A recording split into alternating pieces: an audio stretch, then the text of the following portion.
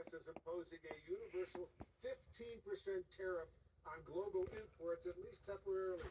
The announcement by President Trump came less than a day after he originally issued a 10% blanket import tax for international trading partners. All of this in response to the U.S. Supreme Court's 6-3 decision on Friday to strike down most of his tariff agenda. President Trump slammed the court's move as a, quote, disgrace, and said he was ashamed of the U.S. justices who ruled against his tariffs, including two of his own appointees. Joining us now to discuss this and more, the Premier of Ontario, Doug Ford. Premier Ford, thanks so much for joining us. How does this latest move by President Trump to issue a universal 15% tariff impact Canada? Well, fortunately, first of all, thanks for having me on. Fortunately, it doesn't affect the USMCA deal. We're always concerned about the Section 232, and so far it's not affecting that. So we're fortunate right now, but I think we have to get to a resolution as quickly as possible to really give the American people and the Canadian people the certainty that they need. We're so intertwined, and there's millions and millions of jobs depend on that every single day. If we can get a deal, then we move forward. Because I'll tell you one thing, and American friends, I have lots of them. They're very concerned.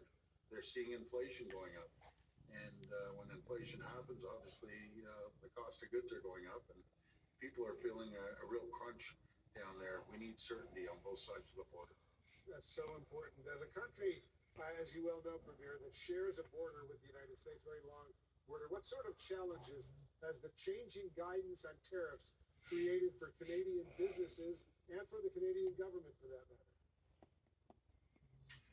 Well, it's the uncertainty, Wolf. And let's go to Gordie Bridge, for example.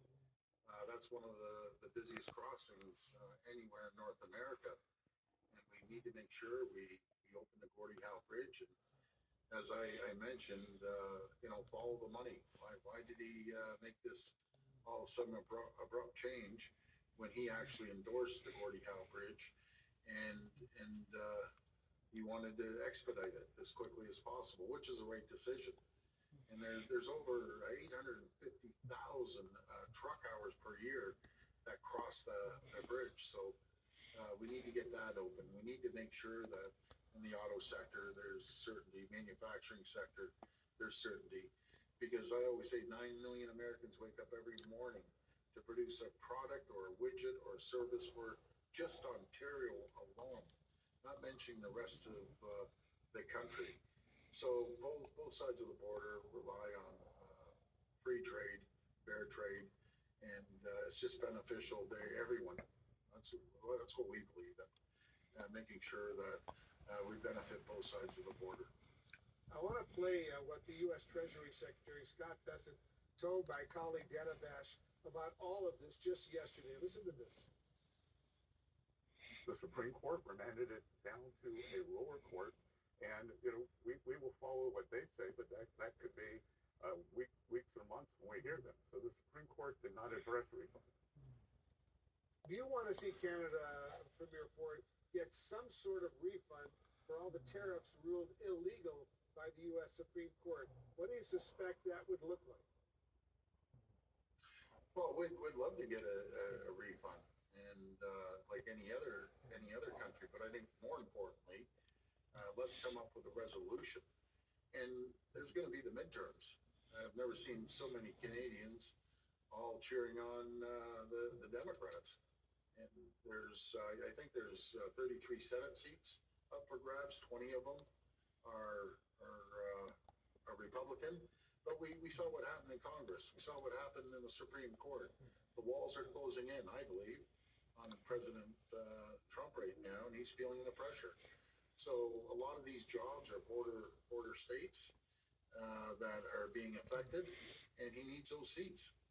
So if it continues on, people are gonna be unemployed, and which will affect the midterms.